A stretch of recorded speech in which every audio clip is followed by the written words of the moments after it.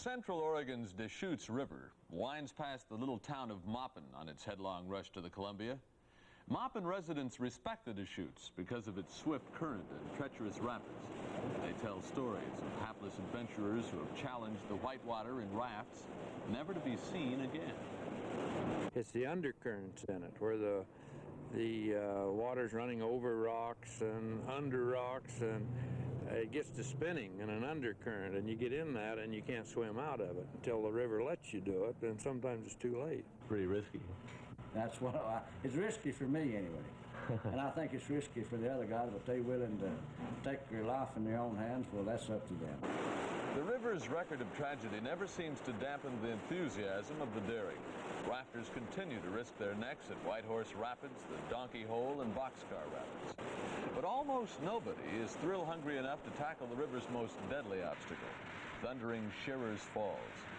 The Deschutes landmark is an awesome spectacle, with tons of water crashing over the 14-foot precipice every second. Death lurks in the churning waters below the falls, waiting to lock unwary victims in a whirling pool of foam.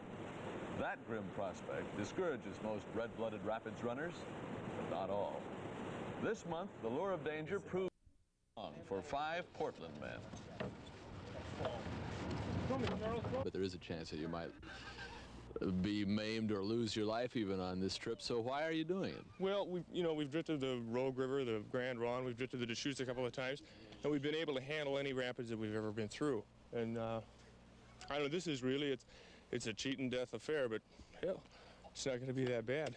We know where we're going, we know how we're going to take it, and the raft is stable, we're experienced. Teaching Mother Nature she can't fool with us. You think that there might be a chance that they might not make it through this? Well, there could be a real good chance. I'd hate to go over it. Why is that? What is your impression of the falls? Well, I've seen Indians go in that they never get out, the ones that fish down there. It's safe, the boat's safe. We've done it before. It's just, we've got an insatiable appetite for excitement, I guess. Do you have a plan for when you reach the falls? Yes. You bet. And that is what? Hold on to the raft. When the water comes over this falls, it spills so fast that it goes down underneath the pool that's there and then twists back up. And it sucks anything right down with it underneath there. And if you can keep from getting in a position of getting sucked under there, you're all right. But if you ever do, in my opinion, a life jacket would never bring you up. You don't want to go off in the river low like it is now at the time. And why is that? Well, because it's such a sharp drop-off, you see, when you go right straight over your raft, it's naturally going to nose down. You've got no chance to pull it back up. We're really worried about falling off the raft and drowning, to tell you the truth. That's which kind of flowers they wanted.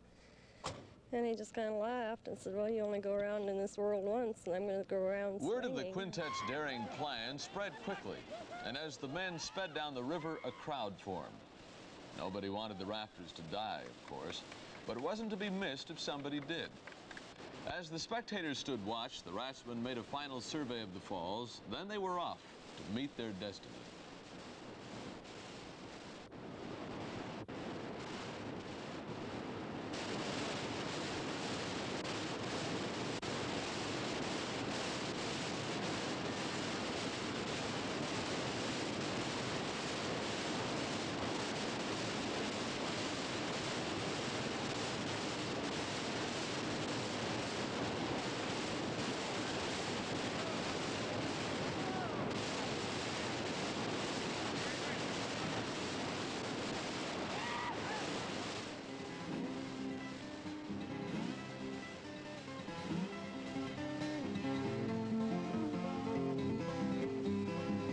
Scrambled aboard the overturned raft, and the crowd broke into spontaneous applause. They had conquered the river.